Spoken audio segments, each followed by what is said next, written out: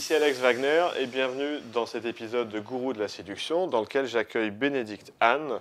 Bénédicte, bonjour. Bonjour. Tu es une passionnée par le lien amoureux, ça fait un certain temps, puisque même avant l'ère Internet, tu avais déjà une agence de rencontres. Et une agence matrimoniale, car j'ai testé les deux. Ah, les deux, j'avais pas compris les deux. Ouais, il y en a deux, ouais. Ok, ouais, c'est sans doute pas les mêmes profils de personnes. Exactement, ce ne sont pas du tout les mêmes demandes, ni les mêmes proportions d'hommes et de femmes. Ouais. Dans une agence matrimoniale, il y a certainement que des femmes. Enfin, beaucoup de femmes beaucoup qui de femmes. sont très hystériques, ont beaucoup d'argent pour certaines et qui veulent, parce qu'elles paient un homme, un Ken, avec la voiture qui va bien et compagnie. Et dans les agences de rencontres, il y a beaucoup d'hommes qui ne sont pas toujours disponibles, donc qui sont parfois engagés et qui ont besoin d'aventure. Pas de prostituées, hein, mais d'aventure. Ouais. Ils veulent du piment. Donc tout le problème est d'arriver à équilibrer les besoins des uns et des autres. Ok. Tu as suivi ça d'un cabinet en image personnelle qui s'appelait Séduction Conseil, où là tu as commencé à faire du diagnostic amoureux. Ensuite, tu as fondé en 2004 les Cafés de l'amour. C'était initialement toi qui intervenais. Et par la suite, tu as fait venir des auteurs spécialisés qui venaient présenter leur vision des rapports hommes-femmes. En 2011, c'est ton premier livre. Le prochain, c'est le bon. Alors, est-ce que c'en est un qu'on a là? Le prochain, c'est le bon. C'était en donc, 2011. Ton deuxième livre, c'était l'année d'après, en 2012. Autodiagnostic amoureux. Tu as fait divers articles dans la presse féminine notamment. Tu es intervenu à la radio, aussi bien dans ta propre émission que d'autres émissions. Je pense à celle de Brigitte Lahaie sur RMC, par exemple. Chronique, oui. Ouais. Pas très longtemps, mais j'ai tenu à moi. Tu es intervenu sur pas mal de plateaux de télévision en tant qu'experte en rencontres et en relations hommes-femmes. Les cafés de diagnostic amoureux, ça tu les fais encore aujourd'hui, je crois, dans 2 langues, français et en anglais, dans une dizaine de villes différentes d'Europe et même à l'extérieur d'Europe. Ton dernier livre, c'est Arrêtez de vous saboter, vous êtes exceptionnel. Et concept que tu déclines, si j'ai bien compris, dans les cafés de la vie, où là, finalement, tu fais du coaching de vie. Voilà, enfin du coaching de vie, c'est-à-dire, en gros, on a le droit d'être heureux, d'être joyeux, de ne plus porter des poids, quel que ce soit en amour, au travail, avec son plombier, le charcutier, la dame de la crèche. Et tous les endroits où c'est pas fluide méritent d'être analysés pour justement s'alléger. Ok. Alors, ce concept d'autosabotage, ça m'a intrigué.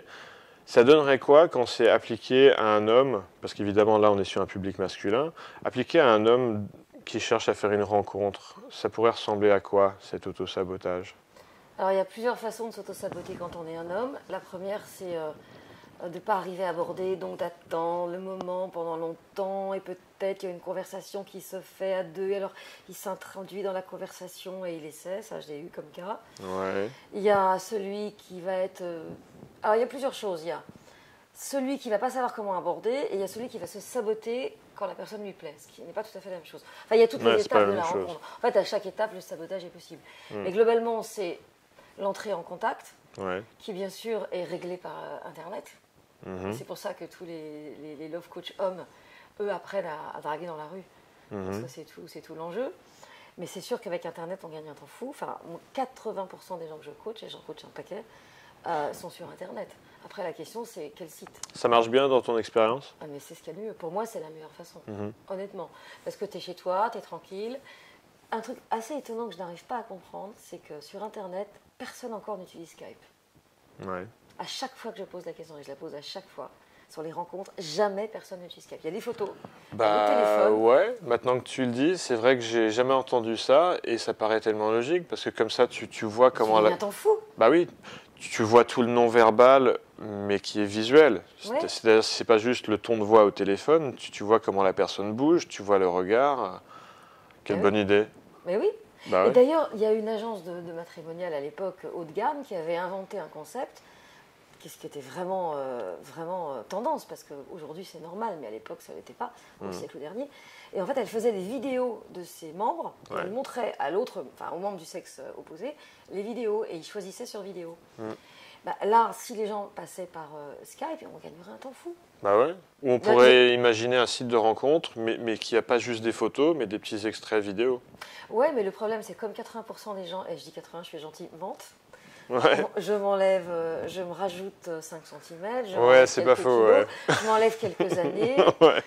Je me rajoute quelques études. L'art du mensonge sur les sites de rencontres. Ouais. La seule chose qu'on ne pourra pas déceler sur Skype, c'est l'âge, on peut le déceler, et le poids. Mais la taille, c'est pas visible. Les études et tout ça, c'est pas visible. Et puis l'environnement, puis la façon dont le regard torve, direct, tout ça. Quoi. Enfin, donc c'est assez curieux qu'en 2015, on est au seuil de 2016, personne ne fasse du Skype. Je suis d'accord avec toi. Et je pense que c'est pas par hasard. C'est qu'il y a encore une espèce de timidité, de peur, même pour les gens qui sont aguerris. Sinon, les vieux briscards du net auraient utilisé l'outil. Mais le problème, c'est que pour manipuler, il faut utiliser des outils. Et en particulier, combien de fois j'ai vu des gens, ils arrivent au rendez-vous, ils reçoivent un texto, désolé, je ne peux pas venir, parce que l'autre, il est planqué. Ouais. Il y a des trucs comme ça, j'en entends tout le temps. Ouais. Alors qu'avec Skype, on est obligé de ne pas avancer caché. Je suis assez d'accord. Ouais. Voilà. Et c'est pas par hasard, bref. Alors, c'est quoi les cas les plus fréquents qui reviennent dans tes consultations en diagnostic amoureux, chez les hommes en particulier? Alors, les deux cas... Est-ce qu'on peut parler de cas fréquents? Ouais. Il y a, bon, d'abord les homos. Ouais. Alors ça, les homos, je vais bientôt devenir comment elle s'appelait, la Chantal Goya du love coaching. Ouais. Parce que les homos, ça marche très bien. Les homos abusés, c'est-à-dire les homos qui sont toujours amoureux d'un type qui est en couple avec un enfant adopté, enfin des situations improbables, et qui se font toujours avoir. Alors pour le crac-crac, il n'y a pas de souci, mais pour plus, c'est difficile. Okay. Donc les homos, mais je pense que c'est pas... Quoique. Bref, il y a ça. Et puis, sinon, la majorité des hommes qui viennent me voir sont soit... Alors, il y a plusieurs sortes. Il y a les puceaux, et c'est vachement fréquent. Ça va à quel âge? Jusqu'à 40 ans. Non. Je t'assure. Et des mecs qui bossent dans des boîtes tendance et tout. Hein. Ah ouais? Ça se voit pas sur leur tronche. Ah ouais? Ouais, ça c'est psychologique. Comment ça se fait? C'est dû à quoi? Ils ont un blocage? C'est pas des gens qui ont choisi, qui sont cathos, hein, on est bien d'accord. Hein. Ah bah oui, j'imagine. Ouais, c'est pas du tout ça. Non, c'est des hommes qui sont... soit qui n'ont fait qu'avec des prostituées, soit jamais. Parce que ils portent le poids de la honte de ne pas l'avoir fait. Donc ils ne sont pas techniquement puceaux parce qu'ils ont eu des relations sexuelles avec des prostituées. Oui, ou qu'ils sont tellement masturbés que de toute façon... Mais ils se considèrent comme puceaux parce que... Parce qu'ils n'ont jamais fait d'amour avec une femme normale. Ouais. Après, il y a ce que j'appelle les semi-puceaux, c'est-à-dire ceux qui ont un problème physique ou intellectuel ou psychologique, mais du style bipolaire, qui sont sous médicaments, et qui n'ont fait l'amour qu'avec des prostituées ou des filles rencontrées à l'hôpital psychiatrique. Ouais. Ça, c'est les cas les plus pathologiques. Hein. Et ensuite, on arrive... C'est un peu à la marge, ça, non? Bah, écoute, si tu savais, dans les mails que je reçois, et dans les conférences où je vais arriver un mec super mignon à la fin qui vient me voir, genre la trentaine. Bon, je veux savoir si vous pouvez faire quelque chose pour moi, mais je suis un peu gênée. Je n'ai pas voulu prendre la parole. Et le mec, il m'avoue que voilà, quoi. J'aimerais avoir une vraie histoire avec une femme. Et combien de fois j'entends... Mais une vraie histoire, tu veux dire quoi? Dès que j'entends ça, c'est OK, toi, t'es puceau. T'as eu beaucoup d'histoires avant celle-là? Et alors là, c'est toujours dans le flou. Et je dis, bon, t'as couché ou t'as pas couché? Je suis obligée de demander. Et là, très souvent, bah oui, enfin presque. Je dis, ça veut dire quoi? Tu vois, ils ont dormi, il a fait garder la culotte. Oui, presque, ça veut dire non. Ça veut dire qu'ils se sont quand même frottouillés. Bah oui, oui. Mais qu'ils n'ont pas été jusqu'au bout. C'est pas comme si c'était rien. Voilà, et là, il y en a quand même beaucoup. Et alors, c'est très souvent lié à des histoires de vie. Hein. Et puis sinon, les cas les plus fréquents, c'est les mecs qui viennent de se faire larguer. Ouais. Alors, ils arrivent, c'est « je la veux récupérer. » Ah oui, parce que moi j'imaginais que c'était plutôt le cas, le mec s'est fait larguer, et donc pour se remettre sur le marché, bah, c'est qu'il se sent un peu rouillé, mais c'est pas ça, c'est qu'il veut la récupérer. Alors, je reprends, il y a toutes les étapes. Ouais. Je viens de me faire larguer, je veux la récupérer. Donc, je pense que je vais leur donner des stratégies. Alors, effectivement, j'en connais plein et ça marche. C'est terrible d'ailleurs de voir à quel point ça marche dans 95% des cas. C'est-à-dire 95% des gens marchent dans les stratégies de base. Mais 5% des gens, hommes ou femmes, quand ils voient qu'on les manipule, deviennent fous. Donc, il ne faut pas se gourer. C'est pour ça qu'il faut être très subtil dans les manipulations. Ce que j'appelle récupérer le rapport de force à son avantage. Ok. Parce que souvent, ce qui se passe, c'est qu'il y a une personne, enfin un homme, Qu'est-ce que tu pourrais donner comme exemple j'en ai un très concret, là, de technique d'influence? Attends, je vais te donner d'abord l'histoire du gars et ensuite la technique. Mais c'est ce que je dis n'a rien d'original. Après, s'il faut comprendre, c'est pourquoi est-ce qu'ils sont là-dedans. Et une fois que tu as compris pourquoi, tu deviens le roi du pétrole. Okay. Donc le gars, il a 50 ans, c'est un beau mec, il a de l'argent, une entreprise, il habite dans le sud de la France, et il vient me voir parce qu'en fait, il est avec une Cruella. C'est-à-dire La Cruella, c'est rampe, serre-moi. Ah, ouais. Je viendrai peut-être ce week-end, dit-elle vendredi. Je verrai. Et lui, je t'aime, il est comme un malade. Mais tu te dis, donc c'est une sorte de princesse, mais version méchante. Alors, la question, c'est est-elle vraiment Cruella ou l'a-t-il rendue Cruella? Ah oui. Parce qu'en fait, elle l'a peut-être cruellée parce qu'il lui en a laissé la possibilité. Ouais. Donc, le truc, c'est simple, c'est que c'est un rapport de force qui est en la faveur de la nana. Il est toujours en train de pleurer, de ramper, d'envoyer des textos. Enfin, là, tu regardes n'importe quel site sur Internet, tout le monde t'explique la base. Le problème, c'est qu'il en est incapable de ne pas le faire. Parce qu'il est dans un état, j'ai mal, et il a besoin. Tous les gens qui sont en dépendance affective que je coach, tout l'enjeu pour moi, c'est de leur trouver des substituts pour ne pas y aller. Parce que s'il commence à donner le signal, l'autre rentre dans le jeu habituel. Et moi, je lui dis, la première chose à faire, c'est qu'est-ce qui se passerait si tu sortais de ton registre, si tu n'étais plus en train de ramper? Est-ce que l'autre est vraiment quelqu'un que tu rends dominant par ta soumission, ou est-ce qu'il est dominant naturellement? Alors, si tu le rends dominant par ta soumission, dès que tu reprends ton pouvoir, l'autre, après, il faut trouver le juste milieu. Parce que si tu tombes sur quelqu'un qui est vraiment dominant, une vraie Cruella, dès que tu lâches la garde, là, elle t'écrase à nouveau. Et si elle t'écrase à nouveau, tu repères le pouvoir, il faut recommencer. Et puis, tu ne peux pas passer ta vie en étant toujours avec un bouclier. Ça, c'est un cas assez rare. En fait, la plupart du temps, les Cruellas sont des Cruellas d'opérette, qui ont été créées par le type. Après, il y a qui est l'autre quand je sors de mon registre. Et c'est là où ça devient intéressant. Et c'est là où mon coaching peut faire le lien entre l'histoire de l'enfance et la programmation en fonction de l'histoire personnelle qu'on a eue, et ce que je revis dans la situation. C'est-à-dire quand je rends quelqu'un cruel, c'est parce que je vais chercher mon bourreau. Alors il y a peut-être des potentiels bourreaux qui sont prêts à se réveiller. Mais c'est comme le principe des pervers. Oui, c'est-à-dire que le mec qui se sent victime, il va voir des bourreaux partout.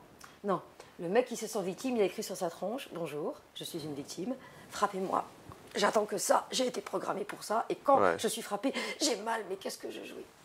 C'est ça le problème. Mais il ne s'en rend pas compte. Quand il vient me voir, il est persuadé qu'il est tombé sur une perverse narcissique. Alors la phrase d'entrée « Bonjour, je suis en lien avec une perverse narcissique. » C'est ça, oui.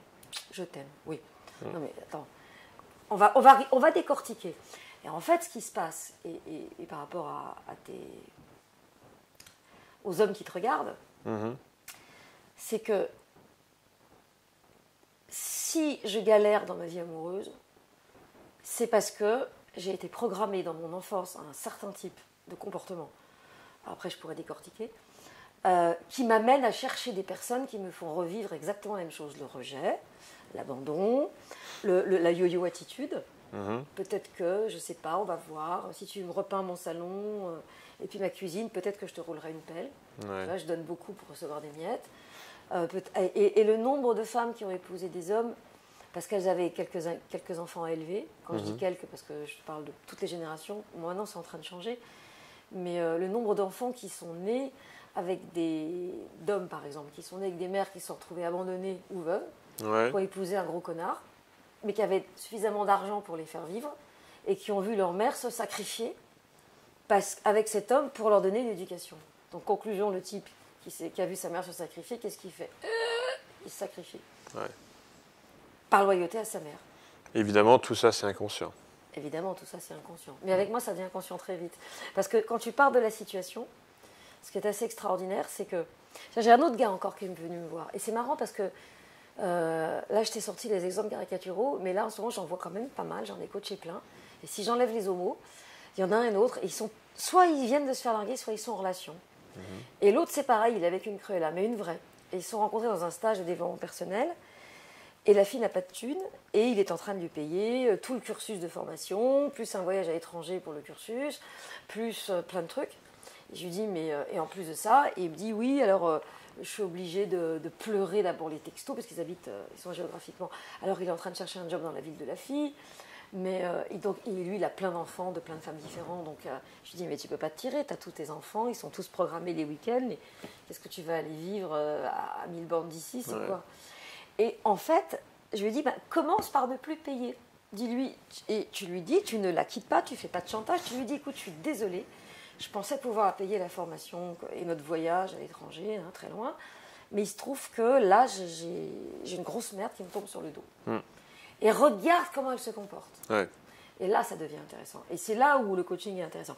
Et cette andouille, qu'est-ce qu'il fait? Je veux que tu m'assures que j'aurai tant de textos par jour, que tu me diras ça, que tu me feras ça, que tu m'aimeras comme ci, comme ci, comme ça. Aïe. Qu'est-ce qu'elle a fait? Elle l'a largué. Bah ouais. Et je lui dis, c'est bien, comme ça t'es libérée. Parce que le problème, c'est qu'ils me disent tous, oui, mais si je fais ça, elle va me quitter. Ben, si elle te quitte, c'est qu'elle n'est pas pour toi. Ouais. Qu'est-ce que tu vas rester avec une pouffe qui te quitte dès que tu rentres plus dans le moule? Et ça, c'est leur faire comprendre qu'ils ne sont pas dans leur bas-ventre. Corones. Ouais. Et qu'ils ont qui se baladent à côté, puis de temps en temps ici, quand même, pour faire leur petite affaire. Mais le reste du temps, ils sont très très loin de leur sexe. Donc, conclusion, ils se font abuser. Donc, eux, ils sont dans leur féminin parce qu'ils ne sont pas dans leur masculin. Et elles sont dans un masculin dominant. Donc, ils viennent me voir, moi, parce que je décortique, je leur montre comment ils se sont programmés pour vivre et attirer des femmes qui leur font vivre toujours le même système. Parce que les types qui les séduisent et les abandonnent, moi, je ne les vois pas. Hein. Bah ouais, forcément. Ah oui. Sauf quand un jour ils tombent vraiment amoureux. Ils se lâchent. Mais évidemment, la fille, elle est en couple. Bah forcément, je peux lâcher les fauves. Parce que de toute façon, j'ai aucun risque. Et là, il vient me voir en pleurant, en me disant, ça fait 5 ans que j'attends qu'elle divorce. Mais elle divorcera jamais, elle est comme les mecs mariés. Et c'est là où les Cruella se comportent exactement comme un mec marié avec sa maîtresse.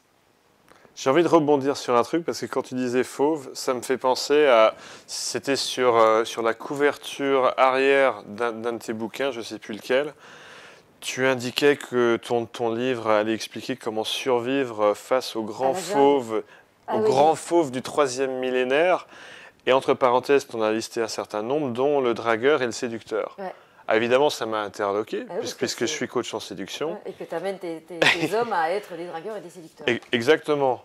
Et donc, je voulais avoir ta perspective là-dessus. En quoi, pour toi, ce sont des grands fauves? Parce que c'est connoté négativement. Alors, enfin, c'est comme ça que je l'ai lu. Oui, mais je te rappelle que le bouquin s'appelle Le prochain, c'est le bon. Ah, c'était celui-là, oui. Oui, c'est ça. Ouais, c'est ça. Parce que si le bouquin s'était appelé On s'en va en l'air ce soir et on s'éclate, si tu veux, la question ne se serait pas posée. Ah ouais. Donc, si tu veux une relation au long cours et que tu es une femme, tu as à craindre plusieurs catégories d'hommes. L'homme marié. Ça, c'est clair pour des raisons évidentes. Oui, mais tu vois, tout à l'heure, je coachais une fille. Elle a passé 1 an avec un mec en allant dans son appartement. Un jour, par hasard, il lui a dit, je ne peux pas te voir ce soir, je vais chercher ma fille. Ah bon, t'as une fille? Oui, elle habite où? Bah, avec ma femme chez moi. Dans l'appartement où elle allait passer des week-ends. Ah oui, d'accord. Et elle n'avait aucune idée. L'appartement était nickel, alors j'ai jamais compris. Elle a vérifié. Il vivait une double vie. Il vivait une double vie, mais au même endroit. Oui, c'est fort. Ouais. Donc j'entends parfois des trucs, tu ne peux pas imaginer, la réalité dépasse la fiction. Ah ouais, j'aurais pas cru, tu vois. Ben moi non plus. Et quand je rencontre les gens, ils me racontent des trucs, mais bon. Donc déjà, le truc le plus fréquent, c'est l'homme marié. Ensuite, tu as le séducteur. Tu as le séducteur par excès, tu as le séducteur par défaut. Ouais. Le séducteur c'est quoi par la excès, différence? c'est le pick-up artiste amélioré, un peu plus intelligent, qui fait ça avec un peu de forme, avec de l'humour, qui a l'air gentil, qui se fait passer pour un garçon gentil, pas pour un dragueur de rue, parce que c'est quand même marqué sur leur front. Et celui-là, tu ne le vois pas venir, et en fait, il a tout un harem. Et là, je vois des nanas qui m'expliquent qu'un jour, elles ont fouillé le téléphone et qu'elles voient les adresses, les téléphones, les nanas, les rendez-vous, les pratiques sexuelles, enfin des commentaires, quoi. Donc, ceux-là, je ne les vois pas. En revanche, je rencontre leurs victimes. Ouais. Voilà. Mais ce sont quand même des cas assez rares, mais ils sont très subtils. Mais ce mec-là qui est séducteur et qui, dans une phase de sa vie, il peut vouloir passer par des conquêtes multiples, peut-être qu'à une autre phase de sa vie, comme c'est mon cas, il va arriver dans une phase où il a envie de se poser. Non? Oui, mais d'abord, la question c'est que fait-il lorsqu'il séduit et Est-ce abandonne? qu'il cesse d'être séducteur quand il veut se poser? T'as peur? Je te poserai, c'est une question. Alors, d'abord, il faut savoir que dans chaque vie d'homme, il peut y avoir une serial monogamie, une vie polyamoureuse, il peut y avoir une vie d'ascèse, tout est possible. Aujourd'hui, on peut avoir des tranches de vie plus ou moins longues, etc. Le séducteur, il y a deux types de séducteurs. Parmi les séducteurs qui consomment, il y a d'abord ceux qui sont honnêtes en disant je suis dans une phase où je ne cherche pas à m'engager, donc ça c'est clair. Donc pour moi, il n'y a pas de problème. Et rien à dire. Qu'est-ce qu'elle dit? Ah, mais avec moi, ça sera différent. Ah, c'est ça, c'est classique. C'est classique. Je l'ai déjà vécu il y a quelques années, quand j'étais dans ma phase de rencontres multiples. Mais si le type est clair, pour moi, il n'y a pas de souci. On est d'accord. Ensuite, tu me disais, oui, pourquoi un homme séduit et abandonne, surtout quand il n'est pas clair? Pourquoi il séduit et abandonne? Surtout quand il n'est pas clair. C'est-à-dire qu'il n'a Qu'est-ce que tu appelles abandonner? Comme le magicien new-yorkais, je te tire et tu disparais. Ok. Ouais. Tu vois? Ouais, je vois. Eh bien, celui-là, si tu veux, quand il cumule les conquêtes et qu'il les fait souffrir, il se venge. Et il fait payer aux femmes une colère qu'il a. Ah oui. Mais pas forcément contre sa mère, c'est là où ça devient subtil. Sinon, ce serait des gros archétypes plein de ficelles. Ouais. Et c'est pour ça que celui-là, il est dangereux, mais en même temps, ça se renifle, enfin, tu vois. Ouais. Enfin, moi, quand la fille me raconte, parce que je leur dis aux filles, venez me voir avant de coucher. Attendez le 5e rendez-vous, et avant de coucher, quand vous avez toutes les infos, vous venez me voir, et on fait le point. Okay. Et là, elle me dit, l'enfance, machin. Je dis, mais attends, regarde, il y a ça. Dis donc, ça fait 6 mois qu'il est séparé, il n'est même pas divorcé. Sa femme l'a quitté pour son meilleur ami. Est-ce que tu crois vraiment, alors qu'il a 4 enfants, qu'il est en train de pleurer sa femme, qu'il va vouloir te faire un enfant maintenant? Toi qui as 38 ans et demi? Mais attends. Oui, mais il a dit qu'il voulait bien. Je dis oui, tant qu'il veut bien. Mais quand sa femme va voir qu'il est avec toi, elle va peut-être pas revenir parce qu'elle est partie avec le meilleur ami. Mais elle va pas lui faciliter les choses. Elle voulait plus de toi, de lui, mais elle veut pas qu'une autre en veuille. Rivalité mimétique. René Girard. Et donc, le type, quand elle me raconte, elle se raconte l'histoire que le mec, il est prêt à s'engager. Ouais. Et rien qu'avec ça, on voit que c'est pas le cas. Là, je te donne un exemple caricatural, bien sûr. Donc toi, tu es un peu là pour remettre les yeux en face des trous de tes clientes. Voilà, observer. J'ai l'impression que tu as une facilité à avoir un franc-parler, à dire les choses comme elles sont. Ça ne fait pas toujours du bien, mais une fois que c'est dit, que c'est entendu, on a fait le plus dur. Ouais. Ok, voilà ce qui se passe. Qu'est-ce que je fais maintenant? Je le fais en conscience. Donc le séducteur par excès, c'est le manipulateur qui dit pas, qui n'a juste envie de goûter toutes les fleurs du jardin. Okay. Le séducteur par défaut, celui-là, il a été construit par le système. C'est-à-dire que c'est un type qui s'est retrouvé divorcé, parfois. Il a vendu la maison tant qu'il était encore marié, le divorce était en procédure, et une fois que la maison était vendue, avant, parce que ça coûte plus cher de vendre ta maison quand tu es divorcé que quand tu es encore marié, il a donc dormi parfois jusque dans le lit de sa femme, jusqu'au bout. La maison est vendue, chacun est parti de son côté, donc le deuil n'a pas été fait, parce que dans sa tête, il est fait depuis 2 ans, parce qu'ils sont séparés, ils ne font plus l'amour, mais dans la réalité, ils vivaient toujours ensemble. Et qu'est-ce qu'il fait? Il va sur un site de rencontre, tout nouveau, tout beau. C'est l'agneau dans le courant du nom de pur, tu vois. Ouais. Tout frais, il ne connaît pas le marché, lui, ça fait 20 ans qu'il a arrêté le marché. Bah ouais. Il a été fidèle pendant 10, 15, 20 ans. Donc il a sa garde alternée, ou son week-end sur 2, tout le truc est en place, le jugement, tout est propre. Il va sur Internet. Ouais.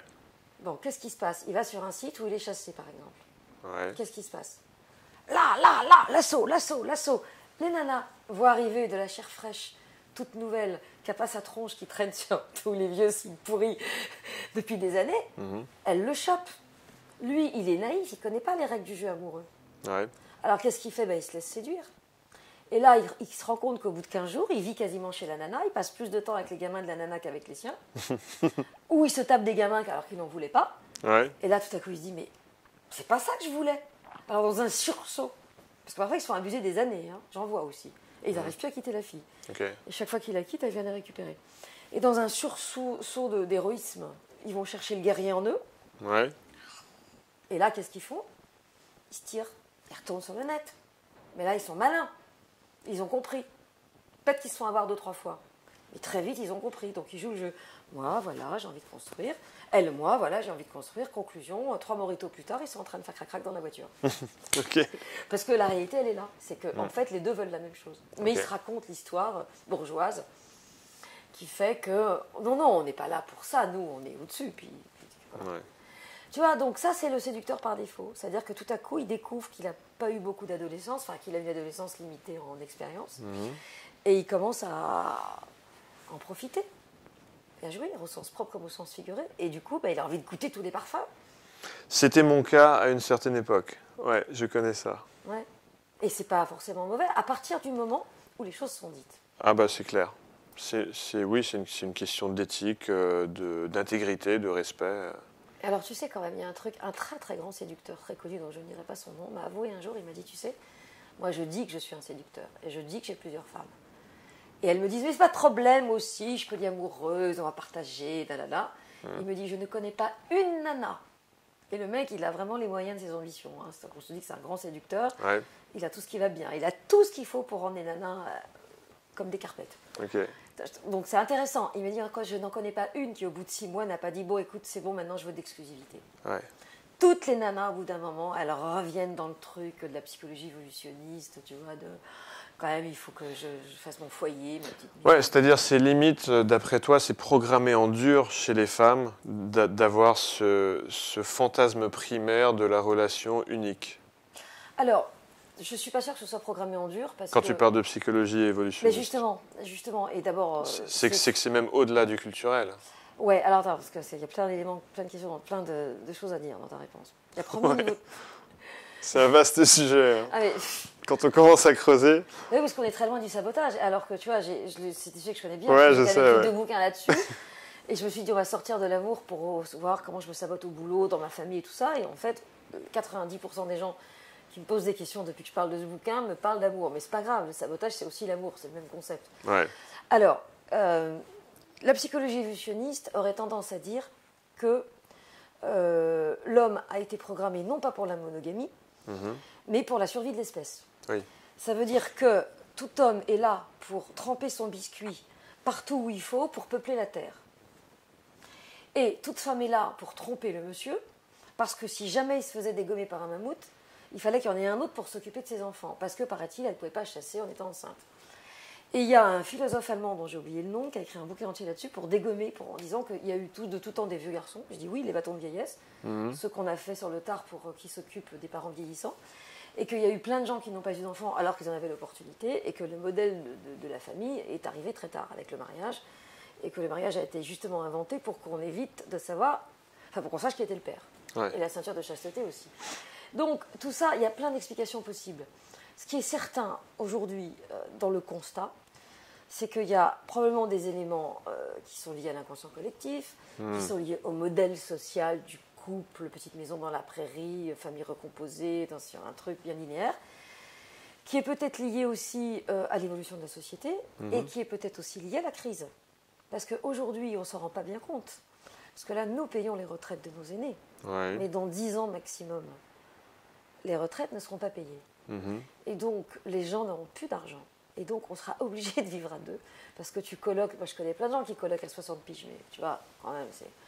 Et donc, les gens finiront par revenir au couple pour dépenser moins d'argent. Enfin, ça, c'est ma théorie à moi. Hein. Je peux me tromper, mais je pense qu'on va de plus en plus vers ça. Vers un retour à se protéger au cocon. Maintenant, il y a des tas de mouvements, il y a des tas de tendances, il y a des tas de tribus, il y a des tas d'appartenances. Et comme tu l'as très bien dit, on peut... Là, tu es dans une phase... je me suis rangé des voitures, j'ai fait le tour de la question. Peut-être que tu peux évoluer vers une phase libertine partagée, vers une phase je ne supporterai pas de voir ma femme touchée par un autre. Peut-être que finalement c'est elle qui va te tromper. Je dis peut-être, je ne sais pas toi en particulier, c'est tous les cas de figure. Oui, je comprends bien. Peut-être que dans 10-15 ans, tu vas te lasser. Et peut-être que dans 10-15 ans, va arriver sur Facebook ton amour d'enfant, celle que tu n'as pas pu avoir, celle qui justifie plein de films français avec la bombe de l'époque. Et tu vois, le film français classique avec toujours les mêmes acteurs. Et puis finalement, tu vas tout quitter sur un coup de tête pour te rendre compte que tu as fait une connerie. Enfin, peut-être aussi que tu vas vivre un deuil difficile, tu vas perdre quelqu'un que tu aimais beaucoup et que ça va t'amener à tromper ton épouse parce que... Tu es marié ? Oui. Ouais, en plus, c'est bien. Parce que précisément, c'est la seule façon de supporter. Tu sais, un choc peut amener des tas de comportements. Donc, on ne sait pas ce qui peut se passer. Mais ce qui est sûr, c'est que tout a du sens. Ouais. Donc, si moi, homme... au sens générique du terme, j'ai du mal à draguer. Si je ne sais pas comment aborder, c'est qu'il y a une partie de moi qui n'a pas droit. Ah, j'ai pas le droit. T'as pas le droit. Privé de caquette. Pourquoi t'es privé de caquette? Ouais. Parce que papa était peut-être privé de caquette. Peut-être, ouais. Et si l'arrière-grand-père a justement essaimé la région de tous les enfants illégitimes qu'il a fait, que le grand-père, pour réparer ça, est devenu un homme vénérable, le patriarche, celui que toute la ville respectait. et qu'il était un homme admirable, le fils va être son modèle du père et le petit-fils peut être un gros lubrique. En cela, il sera en lien avec l'arrière-grand-père. Mais le père peut devenir un gros lubrique aussi, parce qu'on fait comme ou on fait contre. Ouais. Et tu as des familles entières, par exemple, où tu as 3 générations de femmes catho avec des types qui sont tous élevés comme ça, parce qu'il y a une fille mère qui a fauté et qui a une honte qu'on porte encore. Et donc ce garçon qui n'a plus rien à voir avec tout ça, il va peut-être porter, si son père est à peu près normal et qu'il n'y a pas de gros excès dans un sens ou dans l'autre, il va peut-être porter la honte de la sexualité. Ouais. Et alors, être un homme sexué, c'est faire du mal à maman, parce que maman, elle voulait que je... Tu savais le nombre de... Ah, j'ai oublié de te dire, je coach beaucoup d'hommes qui sont en couple, qui viennent de se rencontrer sur un site et qui ont des problèmes sexuels. Les problèmes sexuels étant en général des fantasmes qu'il faut qu'ils bandent que par rapport à des fantasmes un peu space. Ouais. Une forme d'éjaculation précoce à un âge où c'est plus normal. Ok. Où ils ont eu des phases de leur vie où ils n'étaient pas. Ouais. Et l'impuissance. Et j'en ai même vu de 30 ans. Ouais. À 30 32 ans, le mec, il prenait du Viagra. Parce que c'était... Et moi, j'ai compris pourquoi il était impuissant. Ouais, mais ça, c'est mental, c'est pas physique. On est d'accord. C'est pas physiologique, ça, c'est sûr. Oui. Oui, mais n'empêche que devant la nana, le résultat... Oui, le résultat est le voilà, même. Ouais. Et le gars, il vient me voir avec la fille, voilà, on a un problème, il peut pas me pénétrer. Ouais. Alors que le reste du temps, sans problème, tout seul devant sa vidéo, il n'y a pas de souci. Ouais. Et c'est là où moi, je peux trouver le blocage.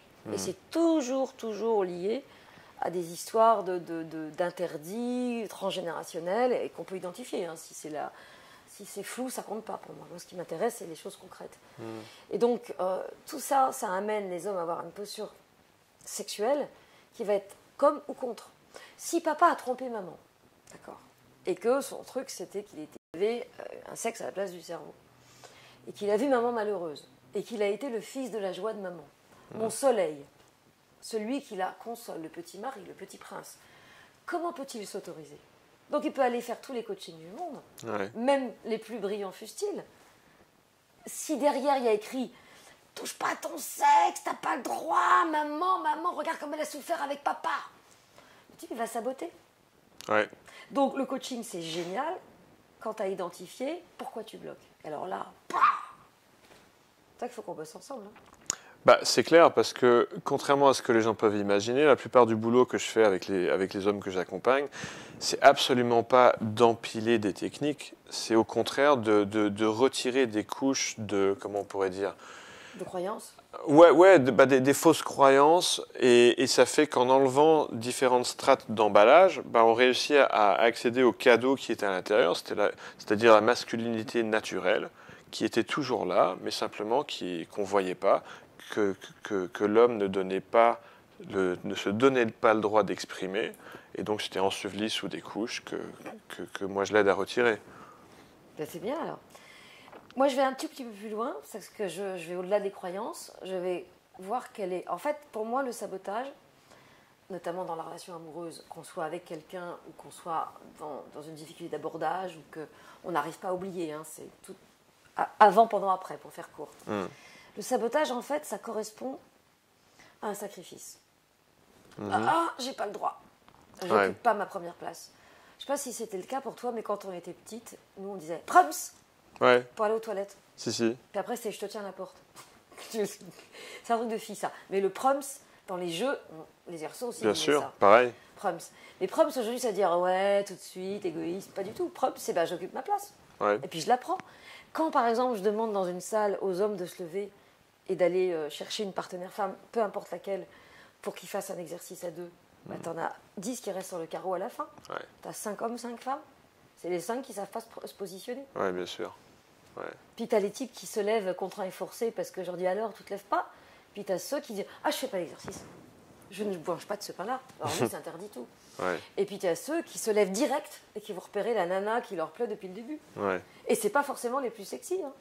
Hein. Et l'autre, elle est tellement touchée par la masculinité du gars que même s'il pourrait être son grand-père, elle y va, elle dit oui. Même si je leur dis qu'elles ont le droit de dire non. Je peux imaginer, Voilà, tu vois. Donc c'est un problème de place. Donc derrière le sacrifice, il y a la loyauté et il y a le conditionnement. C'est-à-dire que, en gros, si papa a fait vivre à maman dans la lignée des hommes tel type de comportement, alors je ne peux pas ressembler à mon père. Mais je peux aussi devenir comme mon père. Ou je peux réparer une femme abîmée comme ma mère. Ouais. Donc il y a toutes les possibilités. Donc derrière la loyauté, et c'est ça que j'identifie moi, c'est comment ça s'est mis en place. Et derrière la loyauté, il y a évidemment le conditionnement. Le conditionnement, c'est tu seras le fils de ma joie. Tu seras celui qui m'écoute. Celui sur lequel je compte, celui auquel je me plaindrai. Mais ton frère, le chouchou, lui, il me fait rire, il est gentil, il est drôle. Ah, il est tout mignon, je vais lui caresser le ventre. Et donc finalement, les mecs, ils arrivent en disant, je crois, jetez-moi le chouchou. Je leur dis, tu étais le chouchou, celui sur lequel on comptait. Et là, figement. Effectivement, il y a figement, donc ça, il est en train de comprendre, mais ça n'est pas encore en train d'arriver. Ouais, c'est un vrai travail de thérapie, en fait. Oui, mais c'est une thérapie alliée au coaching et je vais très vite. Ça veut dire qu'en 5 séances, ils sont remis sur pied. Ok. La première séance, c'est la plus longue, c'est pour comprendre le problème. Ensuite, je les mets dans l'action, je leur fais faire plein de choses. Je les fais sortir de leur zone de confort et toujours dans des situations cadrées où il n'y a pas de risque, mais où il y a de la meuf. Ouais. Et ils me racontent leurs expériences. Et après, Ah bah ça, je pense qu'on a ça en commun, c'est de faire sortir nos clients de leur zone de confort. Ouais. Mais je le fais dans des situations où il se passe des trucs. Ouais. Voilà, enfin bref. Et puis je les envoie faire des stages selon leur tranche d'âge, pour qu'ils ne soient pas non plus dans des stages avec leur père ou leur grand-père, tu vois. Ouais. C'est important, ou leur mère. Et puis le stage adapté au blocage, qui n'est pas forcément le même pour tous. Voilà. Donc tu me parlais de stratégie tout à l'heure, dans le cas du type qui était avec la Cruella. Ouais. C'est très difficile pour un homme qui a tendance à tout donner, à se répandre et à être dans une espèce c'est plutôt laxatif, tu vois, que retenu. C'est très difficile pour lui d'inverser le rapport de force, puisque le rapport de force commence par prendre de la distance. Et c'est pour ça que souvent, il faut remplacer par autre chose. Et c'est pour ça que je leur dis, en fait, dans 6 mois, quoi qu'il arrive, soit vous prenez de la distance et vous utilisez l'énergie de votre frustration, de votre colère, de votre manque, au service de votre cause, que ce soit apprendre le tango, apprendre le russe, peu importe, un projet, peu importe le projet. Comme ça, dans 6 mois, peut-être que l'autre sera plus là, mais au moins, toi, tu parleras russe. Ou tu sauras danser un peu le tango, etc. Et si jamais tu restes dans ta posture, bah, dans 6 mois, tu seras pareil, ou tu seras largué, tu seras épuisé, tu n'auras rien fait de ta vie pendant ces 6 mois-là. Ouais. Et ça les... Ils se disent, ouais, quand même, quoi. Parce que ça fait des années, hein, quand ils viennent me voir. Ils en bavent depuis au moins 1 an, quand c'est pas plus. Ouais. La moyenne, c'est 4-5 ans. Ils pensent à ça quand ils s'endorment, ils repensent à ça quand ils se réveillent le matin. Ils sont obsédés, Ouais. à tel point que ça leur bouffe tellement d'énergie qu'ils ne peuvent même plus développer leur projet, leur activité. Bah ouais. Et ils perdent de l'estime d'eux-mêmes. Donc, mais le problème, c'est qu'une fois sur 2, même 3 fois sur 4, la Cruella, c'est un système qu'il a mis en place. Mais une fois qu'elle a été habituée à être adulée, elle a beaucoup de mal. C'est difficile de changer la dynamique, ouais. Bah, c'est-à-dire qu'il faut le faire très progressivement, très subtilement. Ouais. Et souvent, ces types-là, ils ont tendance à payer. Payer. Bah, payer, ils achètent, quoi. Ah oui, payer littéralement. Non, mais ils ne payent pas des prostituées, mais ils achètent la relation. Oui, c'est ce que j'entends. Oui, Et ils l'emmènent dans des par endroits des jolis. cadeaux.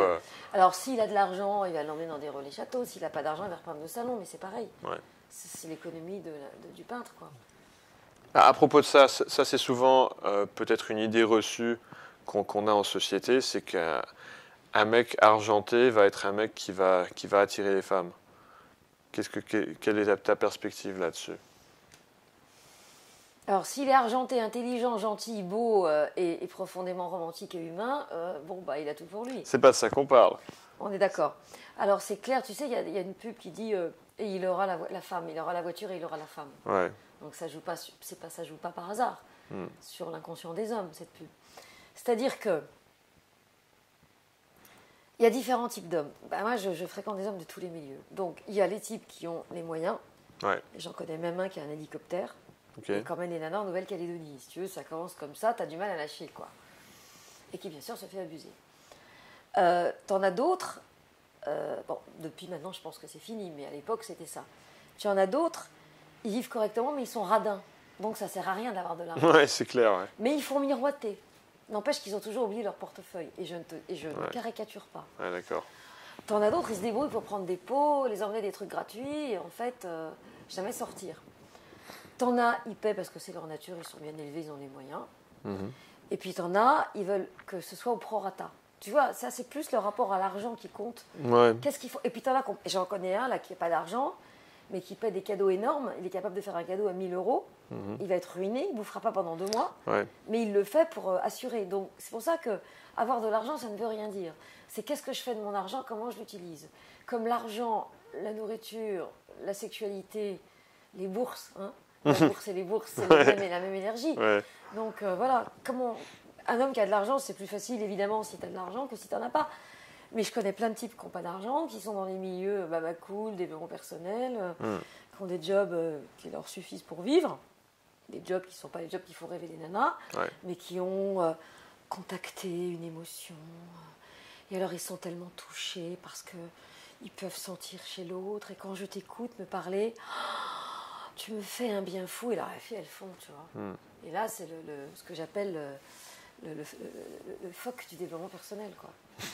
C'est je t'écoute, et puis dès que tu fais plus ce que je veux, je te traite de tous les noms. Ouais. Et dans le développement personnel, il y a beaucoup d'hommes qui n'ont pas de thunes. Parce que comme je fais beaucoup de stages et que je teste beaucoup de stages, j'expérimente, et que j'anime aussi à l'espace des possibles. Il y a une corrélation forte entre manque d'argent et développement personnel? Non, mais à l'espace des possibles, qui est un endroit de vacances assez génial, parce que c'est le Club Med du développement personnel, où tu as à 9h, à 11h, à 15h et à 17h des ateliers, tu en as au moins 10, dont du tantra, du massage, et il y a beaucoup de nanas, il y a plus de femmes que d'hommes. Ok. Donc pour les hommes, c'est la planque. Pas mal, ouais. Ah oui, donc tout l'enjeu pour les nanas, c'est de ne pas coucher à l'espace. Mais là, moi quand j'anime un atelier, on ne sait pas ce que font les gens dans la vie. Il y a beaucoup d'instits et de profs, il y a beaucoup d'éduxp, mais il n'y a pas que ça. Et il y a des gens qui avancent masqués, et des gens qui avancent en montrant ce qu'ils ont. Mais là, ce que j'ai remarqué, c'est qu'il y a des tas de types qui ont des petits jobs, ou qui bossent à mi-temps, ou tu vois, qui arrivent à survivre parce qu'ils ont un petit héritage, tout ça, qui n'ont pas vraiment les moyens d'inviter une fille dans des grands restos. Ces types-là, ils se débrouillent très bien. Bah ouais. Parce qu'ils utilisent le coût du massage, machin. Alors, peut-être que parfois, ils sont obligés de ne pas être aussi exigeants qu'ils l'étaient au départ. Mais moi, je suis persuadée qu'un type qui n'a pas une thune et qui sait faire et qui est malin, il peut y arriver. C'est juste une question de savoir-faire. C'est clair. Mais cela n'est pas besoin de moi en général. Ouais. Je les rencontre. Si ils ont besoin de moi, quand ils ont plein de qualités dont ils ne sont pas conscients. Quand je dis, bon alors, un beau garçon comme toi, qu'est-ce que tu viens faire chez moi? Là, je ne comprends pas. Explique-moi. Je lui dis ça direct. Je dis, mais pas du tout, mais pas du tout. Mais pas du tout, me dit-il. Pas du tout quoi? Je suis pas beau. Je dis, oui, ça, t'es pas d'accord. beau. Regarde comment t'es bâti. Regarde tes yeux, ton sourire, c'est quoi ça? T'es un beau bestiau. Je dis, tu dois claquer des doigts, non? Et là, le mec se décompose. Parce que dans son histoire personnelle, il n'a tellement pas accès à une image de lui juste qu'il se voit avec les yeux du tribunal de son enfance. Ouais, je vois, ouais. Tu vois? Et si sa mère lui a dit que tous les hommes étaient des hommes à fuir, des gros lubriques, qu'être un homme c'était naze, qu'elle aurait préféré avoir une fille et qu'elle l'habille avec des couettes, enfin qu'elle le coiffait, qu'elle l'habillait avec du rose, forcément, et il est loin de se trouver beau. Mais tant qu'il n'a pas vu le petit garçon qui a subi des choses difficiles et qui était manipulé ou qui était rejeté, peu importe la blessure, c'est toujours les mêmes qui reviennent, tant qu'il ne l'a pas rencontré, c'est vraiment important, c'est le moment où il rencontre cette partie de lui. Et là, tout à coup, il voit. Et il se rend compte qu'il fait vivre aujourd'hui, à travers la séduction foireuse, à ce petit garçon qui restait à l'intérieur de lui, la même chose qu'autrefois avec les parents. Et que quand je me sabote en amour, ou dans ma relation, ou dans ma drague, je ne fais rien d'autre que de reproduire ce que j'ai vécu enfant. Ouais. Et c'est pour ça que c'est intéressant d'aller voir ce qu'il y a derrière. Parce que les techniques de séduction, une fois que tu as compris ce qui bloquait, c'est génial. La PNL, ça s'appelle bien influencer avec intégrité. Mais le problème de la PNL, c'est qu'il y a des gens qui sont résistants. Parce que précisément, il y en a qui marchent très bien. Moi, j'ai vu une nana. La PNL, je précise pour ceux qui ne connaissent pas, c'est la programmation neurolinguistique. Ouais. J'ai vu une nana qui arrivait à se faire servir, alors qu'il y avait 50 personnes autour d'un bar. Ouais. Elle arrivait à obtenir des assiettes pleines quand tous les gens se battaient. Ouais. Et quand je l'ai vu faire, et comme on avait un bureau sur le même panier, j'ai dit, oh là, il va falloir que je déménage très vite, parce que je ne l'ai pas vu venir. Elle avait bien compris les trucs. Alors que certains exercices de PNL sont très efficaces, mais quand tu vas toucher l'émotion, même si tu peux la toucher avec la PNL, pour moi, c'est un outil qui reste en surface. Enfin, moi, en tout cas, j'ai développé une approche qui est très efficace, très rapide, et qui fait que les gens sont sur pied rapidement. S'ils m'écoutent. Parce que derrière, s'ils sabotent... Ah bah, faut qu'ils soient coachables. Faut qu'ils soient ouverts à changer leur comportement, à essayer des choses nouvelles. Et tu le sais pas, ça, au départ. Parce que quand ils partent, ils sont tous très motivés. Hmm. Et c'est quand tu leur dis, bon, prends rendez-vous dans un mois, on voit ce que tu as fait. Okay. Déjà, tu en as un sur deux qui fait tout vite à la fin, avant le rendez-vous pour avoir quelque chose à dire, donc ça, c'est déjà bien. Ouais. Et le plus dangereux, c'est celui qui annule le rendez-vous parce qu'il n'a pas fait. Ouais. Je sais que c'est plié. Ouais. Et puis, tu as celui qui a tout fait bien, mais qui a fait le bon élève. Ça, c'est l'autre caricature. Je suis un bon élève. Oui, je vois, oui. Donc, si je suis un bon élève, je fais tout ce que tu me dis, mais... et là, je me manipule moi-même. Enfin, tu vois, je pourrais développer pendant des heures, parce que finalement, le vrai souci, c'est qu'on a été conditionné et qu'on n'a pas voulu déplaire à nos parents, que les comportements que nous avons mis en place dans l'enfance pour supporter ce qui nous dérangeait, quel qu'était ce que nous avons vécu, ce qui compte, c'est pas tant ce que nous avons vécu que la façon dont nous l'avons perçu, nous ont amené donc ces conditionnements, enfin, nous sommes conditionnés à réagir à certaines situations avec certaines réactions types, et que ces réactions types qui avaient lieu d'être autrefois, n'ont plus lieu d'être aujourd'hui. Ouais. Et malheureusement, c'est exactement ce que nous utilisons. Et dans la drague, je retrouve l'autoflagellation, le rejet, l'angoisse quand l'autre n'appelle pas. Par exemple, après un premier rendez-vous, une première rencontre, c'est normal que le type envoie un texto. Moi, quand j'étais sur le marché, si je n'avais pas mon texto dans les 2 heures, je me disais, ça va pas. Ouais.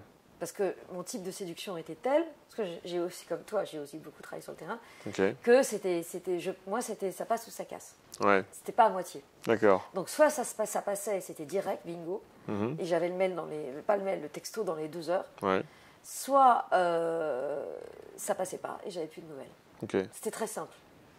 Après, la question, c'est est-ce que les gens qui sont OK avec toi sont ceux qui t'intéressent? Ça, c'est un problème que souvent les hommes ont. Pourquoi est-ce que les nanas qui m'intéressent ne veulent pas de moi et celles qui ne m'intéressent pas sont toutes folles de moi comme des glues? Et très souvent les hommes, tiens, j'en ai coaché un il n'y a pas très longtemps aussi, c'était intéressant. Il y avait une fille qui le voulait, mais heureusement elle avait une bonne dizaine d'années de plus que lui. Lui, il voulait des enfants. Okay.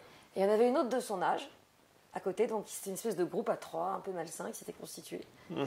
Et l'autre qu'il voulait, qui était maquée.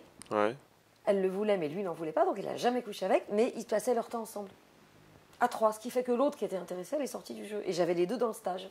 Et évidemment, ils avaient maintenant tous les deux 46, 47. Donc j'ai dit, c'est con là. Vous auriez pu vous mettre ensemble il y a 4-5 ans. Bah ouais. Bah ouais, non, c'est trop tard. Parce que lui, évidemment, s'il veut faire des mômes, 46, c'est trop tard. Et elle, c'est cuit. Ce serait vraiment exceptionnel si on veut, sur un modèle classique. Et du coup, la Cruella l'a abusé et il s'est laissé abuser. Et alors l'autre à côté disait, celle qu'il voulait mais qui ne posait pas à prendre sa place, elle disait oui mais il disait toujours oui. Elle disait oui mais la méchante. Et je dis non, c'est avec son consentement. Il l'a laissé occuper le terrain, il l'a laissé appeler. Et donc je lui dis la première chose que tu vas faire c'est, tu sais il y a une fonction dans le téléphone. Ah bah il est complice dans cette dynamique-là. Voilà. Et du coup il se manipule lui-même en se servant de l'autre. Ouais. Mais comme l'autre qui le voulait était aussi en couple avec sa mère, ça tombait très bien, tout le monde y trouvait son compte. La Cruella qui jouait aux marionnettes avec les deux autres, la plus âgée, lui qui restait dans la dose sex-attitude, et quand j'ai commencé à lui demander, c'était un groupe, donc c'était plus délicat, depuis combien de temps il n'avait pas fait de câlin, il a dit je ne préfère ne pas répondre avec un air qui voulait dire, moi j'ai entendu, je me dis ok, je n'insisterai pas, mais j'ai parfaitement compris que voilà. Et c'était un type tout à fait normal, par ailleurs. Et donc, il y avait ce jeu qui se rejouait. Et j'ai dit à la fille, mais arrête de l'accuser lui et la Cruella. C'est toi qui es responsable d'avoir été autour d'un type qui était manipulé. Chacun a sa responsabilité. Et le plus difficile à accepter pour un coaché, c'est de voir qu'il est responsable de ce qu'il met en place. En même temps, c'est en voyant sa propre responsabilité qu'il peut voir un levier d'action. Ben oui, parce qu'il peut agir sur lui-même. Encore faut-il accepter de la regarder. Ouais. Ça peut faire mal. Oui, mais c'est ce que je dis toujours, ça fait le plus dur. Donc maintenant, on va faire le lien avec ta responsabilité et ton passé. Donc là, il y a encore un petit moment délicat, le moment où on admet que on a vécu des choses pas cool, que ça nous a pas fait du bien, et que on revit ça aujourd'hui. Et une fois que c'est passé, après c'est bon, on peut avancer. Et c'est le moment, du switch en fait. Et tant que j'ai pas eu ce moment-là, pour moi, et je revois les gens jusqu'à ce que je l'ai. En général, je le l'ai la première fois. Parfois, il faut 3 fois. mais maximum 3 fois. Si j'y arrive pas, je lâche. Je dis ok, c'est de la résistance, j'ai pas de temps à perdre, tu perds ton temps et ton argent.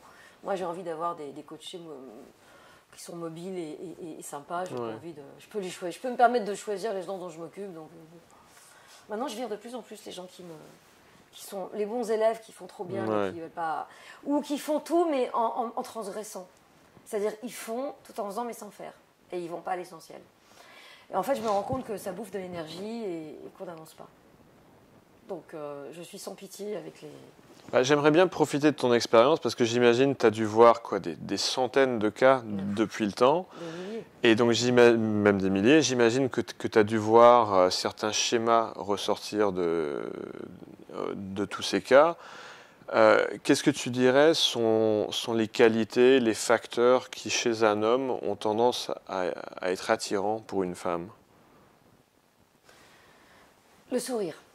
Ouais. Déjà, la première chose que je vais chez le dentiste et j'ai pas les dents pourries. Ok. Ouais, c'est super important parce que les mecs qui ont des chicots, des trous, etc. Quoi, une mauvaise dentition? Ouais, mais les mecs se rendent pas compte. Mais c'est écrit dans tous les trucs de base. Ils ne se rendent pas compte. Ouais. Une mauvaise haleine aussi. Ok. Puer. Ouais.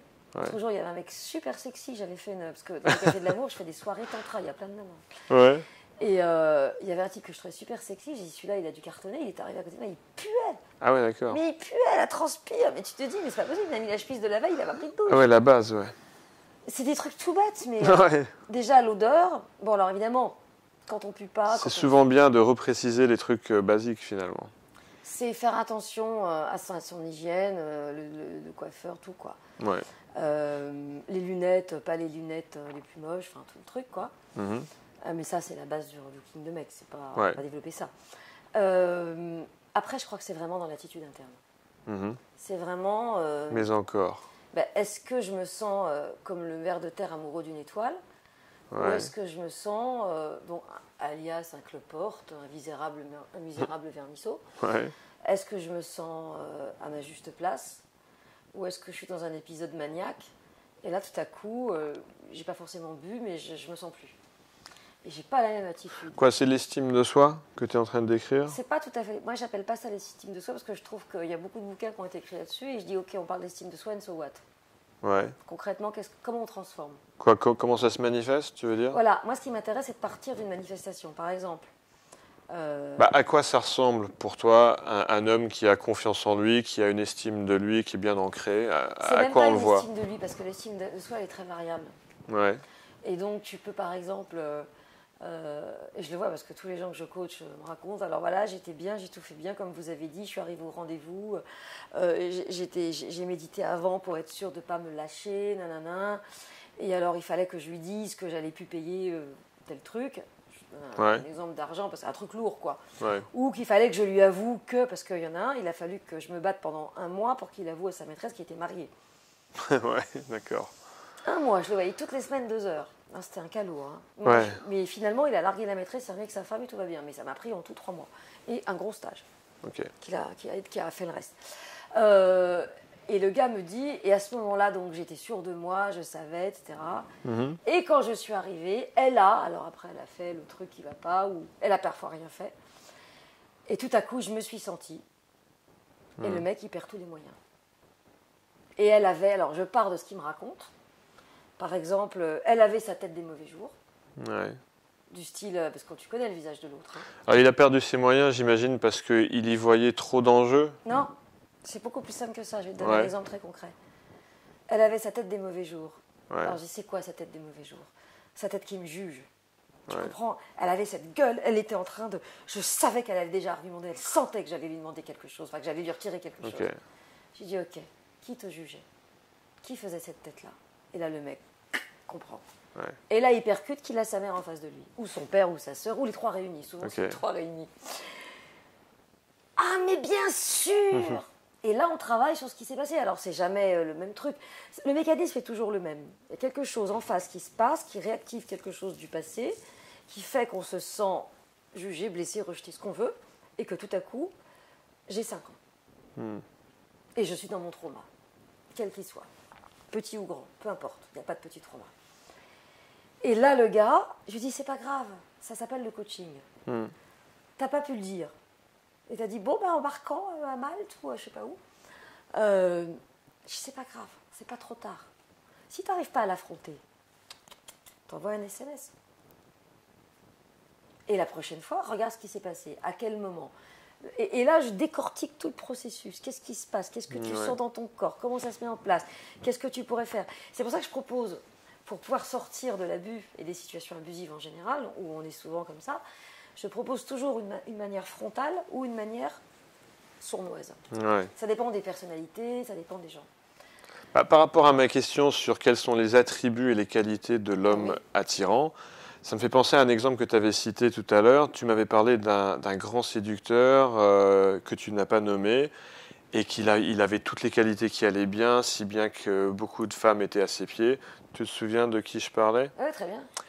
Eh bien lui, par exemple, c'est quoi ses attributs qui font de lui un homme attirant? Alors, c'est quelqu'un d'un peu connu, donc ça aide déjà. Mais si on enlève le fait qu'il est connu, c'est l'expression. C'est-à-dire parler, communiquer. C'est le truc, c'est le mot-clé des femmes. Donc la partie verbale. Ah, mais c'est essentiel. Verbal, mais attention, parler de leur truc, d'astro. Ou est-ce que tu parles aussi de sa tonalité de voix? Il y a aussi ça, mais ça c'est autre chose. Ouais. Il y a deux choses. Il y a l'expression, parce que la plupart des hommes, en fait, ils ont du mal à s'exprimer. Ok. C'est pour ça que je les invite à aller faire du théâtre impro, des trucs comme ça. Et les nanas, tu les dragues par la parole, surtout quand tu n'as pas le physique de l'Apollon. Mais pas trop, parce que si tu es à te répandre, c'est pas ça qu'elles veulent. Et si tu les écoutes trop, tu deviens le bon copain. Donc c'est vraiment... c'est le juste dosage. Donc je dirais pour moi que c'est donc déjà l'hygiène, c'est la mise en valeur de ce qu'on a. C'est-à-dire, est-ce que je me sabote physiquement ou pas? Parce qu'il y a plein d'hommes qui se sabotent physiquement. Avec une mauvaise coupe de cheveux, une mauvaise dentition, une mauvaise lunette. Par contre, il n'y a pas besoin d'être un Apollon pour autant. Non. On est d'accord. Non, après, il y a la sensibilité, mais le problème, c'est qu'il y a des nanas qui aiment bien les hommes féminins et des nanas qui ne les aiment pas du tout. Et combien de fois j'ai entendu dire, c'est pour ça que vous devriez lire Le prochain c'est le bon, parce que si vous voulez connaître les gonzesses, il y a tout. D'ailleurs, je parle aussi des hommes dedans. Donc c'est pas qu'un livre pour les femmes. Non, parce qu'on pourrait croire avec le titre Le prochain c'est le bon. La prochaine, c'est la bonne, tu vois ce que ça peut vouloir dire. Mais bon, ce qui est bien dans ce bouquin, c'est que je décortique les catégories de femmes et pourquoi elles disent oui, pourquoi elles disent non. Donc ça peut permettre à un homme de bien connaître les femmes. De bien comprendre la psychologie féminine. Ah mais oui, parce que tu peux pas draguer si tu connais pas la psychologie féminine. Et elle est très basique. Je suis désolée de le dire, mais parce que t'as pas... Ah bon, parce que d'habitude on dit que c'est les hommes qui sont basiques. Non, les femmes sont très basiques. Ouais. Soit elles sont grande gueule, rebelles, c'est ce que j'explique dans... soit elles sont plutôt grande gueule, et dans ce cas-là, elles n'ont pas... soit elles sont plutôt soumises. Ok. Et alors la grande gueule, elle ne se comporte pas du tout de la même façon que la soumise. La soumise, c'est plutôt celle qui va s'écraser. Ça ne veut pas dire qu'elle n'est pas sournoise, mais elle fait ses coups en douce. Elle ne va jamais aller au front. Et la rebelle, au contraire, ça va être la boute en train, celle qui se fait remarquer, celle qui charrie les hommes, et elle ne se drague pas de la même façon. Et ce sont deux postures qui sont liées à l'enfance. Et en général, la plupart des nanas qui sont rebelles ou young ou à forte personnalité, parce que je vais les mettre parce que je peux les mettre toutes dans le même paquet, c'est-à-dire avec un masculin fort, ce sont des nanas qui attendent un homme fort, comme elles. Elles croient qu'elles ont besoin d'être matées. Parce que tout le monde leur a dit, à toi, il va te falloir un homme qui sache te cadrer. J'entends souvent ça, effectivement. Ça, c'est des conneries, en fait, pas du tout. Parce que précisément, une nana comme ça, elle a tout intérêt à fonctionner avec un homme féminin. Parce que l'homme féminin va pouvoir contenir son trop de choses. Et puis surtout, elle ne sera pas en rivalité. Parce que s'il y a deux masculins développés qui se rencontrent, ils vont être dans la lutte. Ça peut clasher, Alors que la nana soumise, et le gros problème, c'est que 80% des hommes ne veulent que 20% des hommes, 80% des femmes ne veulent que 20% des hommes. Ah oui, c'est un problème. Mais oui, parce qu'elles veulent toutes les mêmes. Lesquels? Il y a deux catégories d'hommes. Il y a les hommes qui sont plus près de leur sexe. Et dans ce cas-là, c'est ce que j'appelle les bad boys. Et il y a les hommes qui sont plus près de leur cœur. Ce sont les gentils garçons. Et la plupart des femmes, elles voudraient un bad boy gentil. Un bad boy gentil. Oui, c'est ce que j'appelle le mec bien. c'est un peu à mi-chemin entre le gentil garçon et le bad boy. Voilà, un homme qui cède dans son masculin, dans sa masculinité, dans son sexe quand c'est nécessaire, et qui sait aussi être dans la sensibilité. Ouais. Mais encore faut-il qu'il maîtrise ça. C'est pour ça que pour moi, la base chez un homme, c'est quand il est trop macho, c'est d'aller chercher sa sensibilité, sa vulnérabilité. Et quand il est trop gonzesse, d'aller chercher sa virilité. Bah ouais. Et ça, c'est la base, c'est l'équilibre. Et une fois qu'il y a l'équilibre, il peut, selon les moments, aller chercher le guerrier, celui qui trace, celui qui tranche, comme aller chercher, au contraire, tout ce qui est... tout ce qui peut plaire à certaines femmes. Ça fait bruit. Tout ce qui peut plaire à certaines femmes. Parce qu'en fait, l'idée, c'est d'abord d'identifier sa proie. Qui j'ai en face de moi. Okay. Et en fonction du type de femme, comment l'approcher. Il y a des nanas, il ne faut surtout pas être trop bovin. D'ailleurs, la plupart des filles, il ne faut pas être trop bovin. Il faut être là, il faut être juste. Trop, ça y est, t'es cuit. T'es un bovin, tu rampes à ses pieds, tu ne l'intéresses plus. Ouais. Pas assez, ça va pas parce que tu es trop macho. Il faut à la fois montrer sa vulnérabilité et en même temps montrer qu'on en a. Bah oui, c'est avoir les deux facettes simultanément. Et la plupart des hommes qui font appel à nous ont oublié qu'ils avaient un sexe et qu'ils avaient une puissance. C'est surtout dans ce sens-là, oui. Ah oui. Je suis d'accord. Mais pour pouvoir retrouver leur puissance, encore faut-il comprendre avec qui ont-ils signé un pacte pour offrir leur coronesse dans un contrat. Ouais. Donc il faut récupérer, il faut quitter le contrat. Bah, merci beaucoup Bénédicte pour ta finesse d'analyse sur ce qui est un vaste sujet. Oui. Et pour ceux qui veulent aller plus loin avec toi, évidemment, ça peut passer par ton dernier livre. Arrêtez de vous saboter, vous êtes exceptionnel. Base, ouais. Et donc j'ai bien compris qu'il y a un atelier qui est un peu associé à ça. Alors, il y a le 25 novembre, il y a une fois par mois à Paris. Parce que ceux qui veulent aller plus loin que juste lire le livre, comment ils font? Cafédelamour.fr, ouais. Mon site. Et il y a tous les mois un café de la vie dans lequel... Donc les cafés de l'amour, ça continue? Oui, les cafés de l'amour, c'est 2 lundis par mois. Moi, j'ai pu croire que ça avait été remplacé par le nouveau café, non. le café de la vie. De l'amour, le prochain, il y en a 2 par mois. Et c'est souvent des ateliers chamanicaux, tantricaux, autour de ça. Je travaille toujours autour du masculin et du féminin, avec de temps en temps des sujets un peu plus intello. Mais globalement, c'est beaucoup d'expérimentation. Ok. Voilà. Ça, c'est payant, c'est 17 €, boissons comprises. Ça va. Oui, ça va. Parce que tu rencontres beaucoup de nanas, beaucoup. Ouais. Voilà.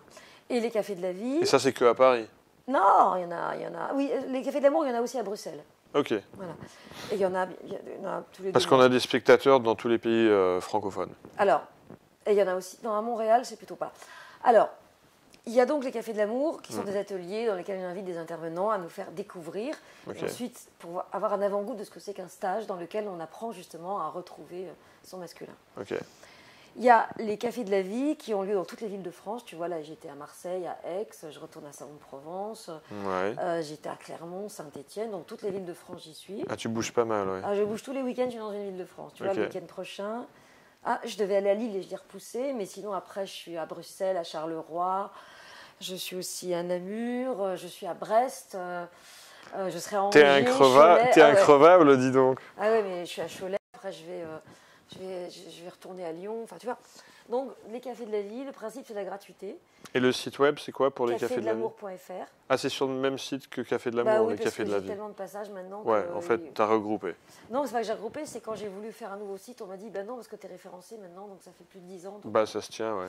Donc je vais faire un nouveau site, mais j'ai pas le temps de m'en occuper. Ok. Et il y a, de temps en temps, je fais des cafés diagnostiques amoureux. C'est-à-dire que ce sont vraiment des cafés où on parle que d'amour. Et de toute façon, le sabotage, qu'il soit amoureux, professionnel, familial, corporel, de voisinage, tu as des gens qui t'empêchent de vivre dans certains appartements. Ouais. C'est pas anodin. Okay. Et pour moi, c'est le même mécanisme à la base. Et c'est pour ça qu'en fait, à force de coacher des gens dans le love, je suis arrivée à la conclusion que souvent, on était très loin du love. On était plutôt déjà trouver un toit juste, régler tes problèmes avec ça, le boulot.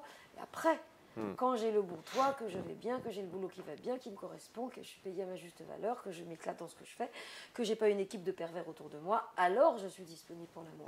Et souvent, les hommes se trompent. Combien de fois les gens disent, quand j'aurai trouvé la bonne personne, ils disent non, tu règles tes soucis et après, l'autre va arriver en miroir. Sinon, tu vas avoir quelqu'un comme toi Si Monsieur Jemenois rencontre Madame Jemenois, qu'est-ce qu'ils font? Ils sont ensemble. C'est clair. Voilà. Bah, c'était bien sympa de discuter avec toi, Bénédicte. Bah, merci à toi, merci de m'avoir invité. Et donc, très bonne continuation avec tous ces projets. Et peut-être qu'on pourra développer quelque chose ensemble. Toujours avec plaisir. Voilà.